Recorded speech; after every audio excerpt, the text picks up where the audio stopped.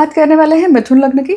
मिथुन लग्न के लिए ये जो गोचर है ये कहाँ हो रहा है? दशम भाव में हो रहा है। मतलब शनि रेवती नक्षत्र में पहले चरण में चल रहे हैं आपके लिए और लगभग फरवरी तक रहेंगे। कौन सा कर्म किया है, कौन सी यात्रा आपकी गत जन्मों से दिखाई देती है, क्या प्रारब्ध कर्म है, किस यात्रा पे आपको काम करना है इस पूरे टाइम पीरियड में।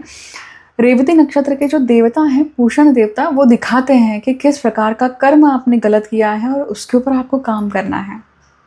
उसी प्रकार से जो आपने अच्छे कर्म करे हैं उसी का आप लाभ कैसे प्राप्त कर सकते हैं वो भी आपको इस यात्रा में या इस गोचर में दिखाई देगा। अब दशम भाव क्या है? कर्म है। दशम भाव क्या है? व्यक्ति जन्म लेता है और जन्म लेने के बाद में जब वो पहले 12 साल अपने माता पिता से शिक्षा ग्रहण करके, एजुकेशन करके, जब खुद स्वयं अपना एक एजुकेशन बना के खुद एक प्रकार के करियर को शुरू करता है। करियर आपको अपॉर्चुनिटी देती है कि आपने पिछले जन्मों में जो अच्छा बुरा कर्म किया है या जो लेन देन की है उसका आप आदान प्रदान कर सकें। Career is that opportunity. तो जब शनि यहाँ पे आते हैं तो दिखाते हैं कि स्ट्रगल दिखाएंगे, ये पूरा गोचर स्ट्रगल दिखाएंगे। किस चीज़ को लेकर दिखाएंगे?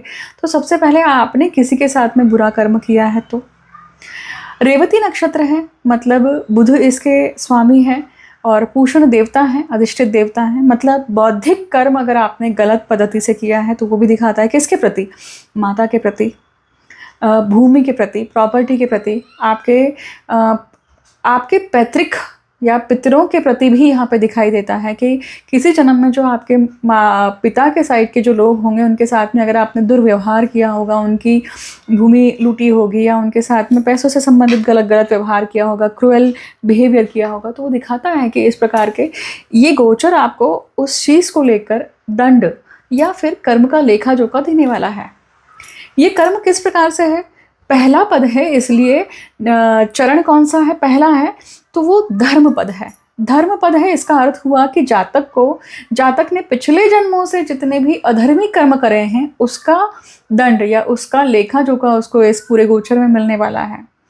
अगर आपने अच्छे कर्म करे हैं तो आपको अच्छा फल मिलेगा। उदाहरण क्या है कि आपकी पत्रिका में बुध उच्च के होंगे, शनि उच्च का होगा, परंतु अगर नीच कर्म करा है तो उसकी नीचता आपको मिलेगी, उसका दंड आपको मिलेगा। वैसे भी दशम भाव के शनि के लिए स्ट्रगल बताई जाती है। अब आप उपाय क्या कर सकते हैं? शनि का मंत्र जाप कर सकते हैं आप, नीलांजनम समाभाषम जो है उस मंत्र का उच्चारण कर सकते हैं, शनि गायत्री मंत्र का जाप कर सकते हैं, बुध देवता का मंत्र कर सकते हैं, पूषण देवता का भी मंत्र कर सकते हैं। ये आपको गूगल पे आसानी से मिल सकती है, इससे आपको काफ़ी राहत आएगी। राइट, तो आपको आना पड़ेगा। हर हर महादेव, जय माँ कामाख्या।